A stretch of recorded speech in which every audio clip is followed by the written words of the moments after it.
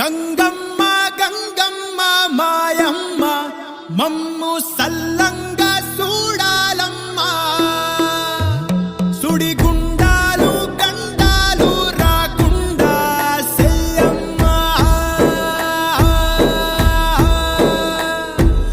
ఆటుపోటుల్లోనే ఆట పాటలంట హైలెస్స, అరలా కోగిట్లోనే అలుపే తీరేనంట హైలెస్స.